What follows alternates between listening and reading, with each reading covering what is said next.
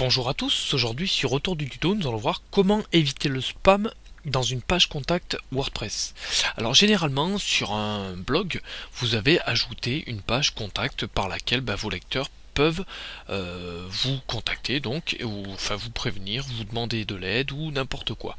Le truc c'est que il arrive quelquefois aussi qu'il y ait des robots, des spams en fait, qui se servent de cette page contact voilà, pour vous spammer. Alors il faut savoir que bon, généralement la plupart des blogueurs utilisent l'extension Contact Form 7 pour leur page contact. Donc le truc c'est qu'elle est tellement bien configurée d'origine que on s'amuse même pas à pousser un petit peu les options, et pourtant vous allez voir qu'il y a quelques petites possibilités qui sont bien agréables. Alors tout d'abord, on va commencer par ajouter une extension, et donc on va ajouter contact form 7. Voilà. Donc on clique sur chercher parmi les extensions, ensuite on va prendre la première, donc on va cliquer sur installer maintenant, ok. Donc là on laisse le temps de télécharger l'extension et ensuite on va l'activer.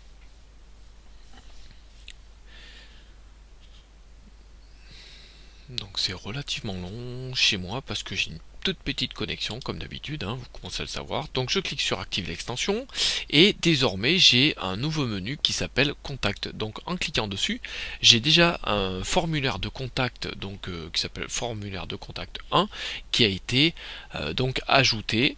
Et il est déjà en fait il est déjà prêt.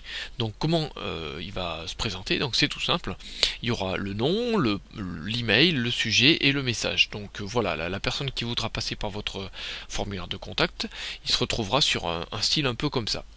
Et en fait, il faut savoir que sur la droite, dans générer un marqueur, vous avez différents champs que vous pouvez ajouter à votre formulaire de contact. Donc c'est en fait ce que j'étais en train de vous dire, c'est que voilà, l'extension est tellement bien configurée que du coup on rentre pas dans ces options.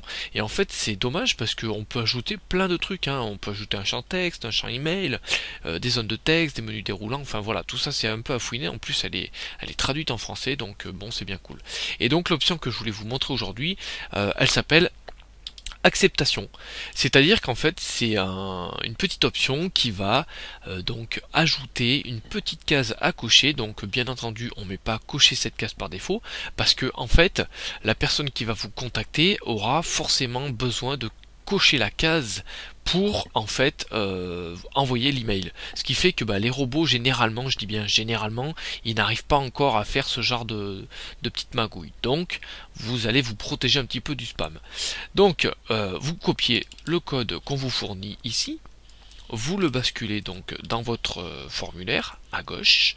Ensuite on va le personnaliser un petit peu. Donc le P je le reprends. Je vais mettre ici que ça se ferme, et ici je vais rentrer donc la balise strong. Je vais ajouter cocher cette case pour comment dire, voilà, pour prouver que vous n'êtes pas un spammer.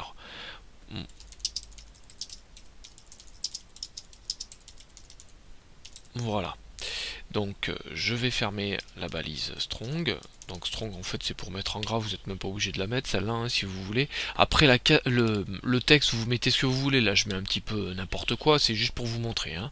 Je clique sur sauvegarder et ensuite donc je copie le code ici pour pouvoir l'ajouter dans une page. Donc je vais dans page, toutes les pages.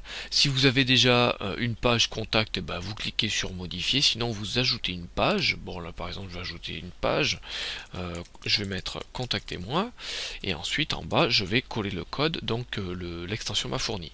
Je clique sur publier. Ensuite, je fais afficher la page. Ici, donc, j'ai bien donc le premier champ texte, votre nom, votre email, le sujet, le message, et enfin, donc cette case que donc la personne aura besoin de cocher pour pouvoir allumer le bouton envoyer. C'est-à-dire que là, vous voyez qu'il est, je peux pas cliquer dessus.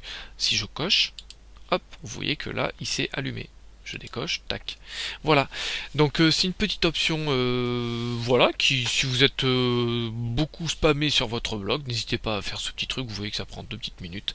Et puis ben moi je vous retrouve bientôt pour un nouveau tutoriel vidéo, n'hésitez pas à commenter, à laisser voilà un petit commentaire sous la vidéo, sur le blog autour du tuto.